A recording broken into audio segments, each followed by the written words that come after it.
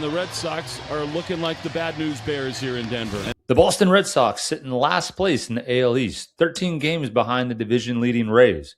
Frustration in Boston is growing by the day.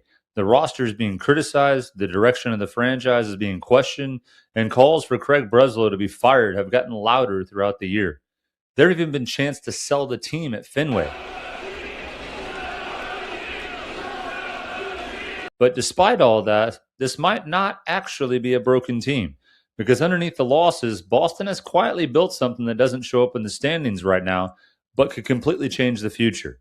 And it starts with this first reason. One of the biggest reasons I'm optimistic about Boston's future isn't something you'll find on the box score. It's what they don't have, and that's a roster full of albatross contracts. Boston isn't carrying 5 or 6, 7 veterans making $20 to $30 million a year apiece. Their payroll isn't dominated by players way past their prime, and that gives the front office real flexibility going forward.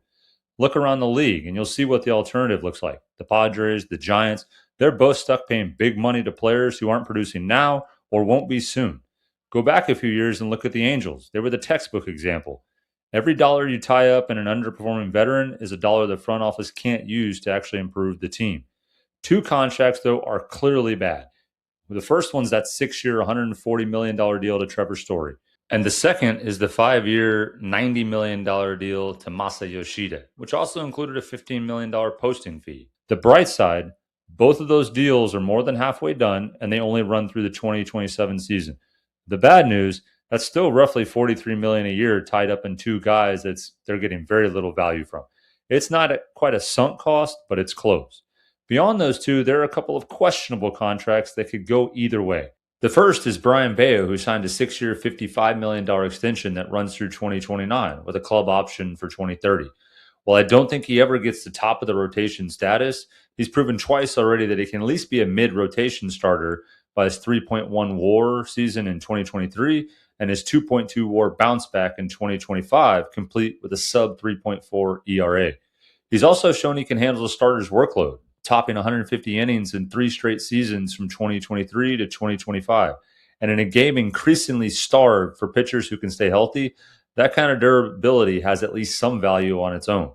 Unfortunately, his strikeout rate has trended down since his rookie year, and with a minus 1.4 WAR on the year in only 12 games, 2026 has been a major step back for him. This is what landed him in AAA.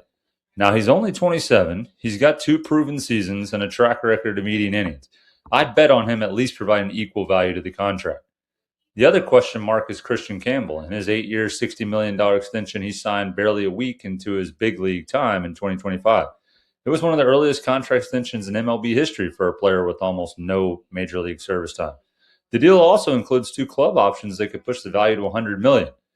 Campbell wasn't just any prospect. He entered 2025 ranked as a consensus top 10 prospect across all the major outlets.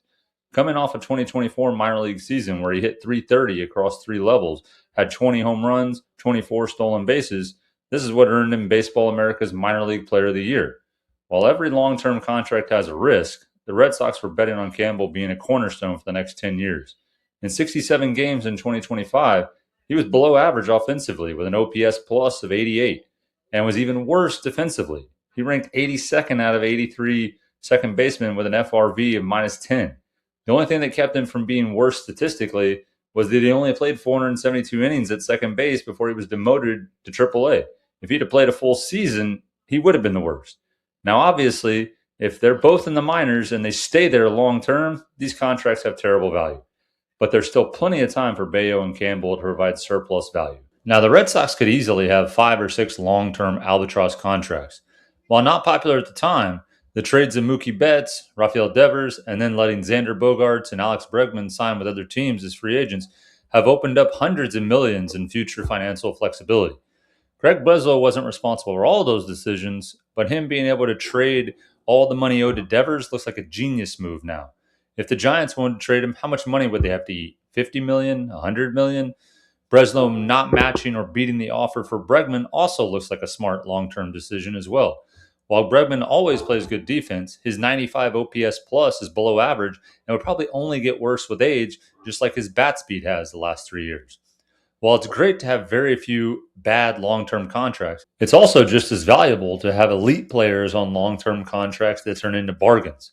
And the Red Sox have 3 long-term contracts on the books that could provide tens of millions of dollars in surplus value. Those are the contracts to Cedar Rafaela, Roman Anthony, and Garrett Crochet. Between only having Trevor Story and Masataka Yoshida on bad long-term deals that will expire after next season and having top players at their position on bargain long-term contracts, the Red Sox have set themselves up for a bright future.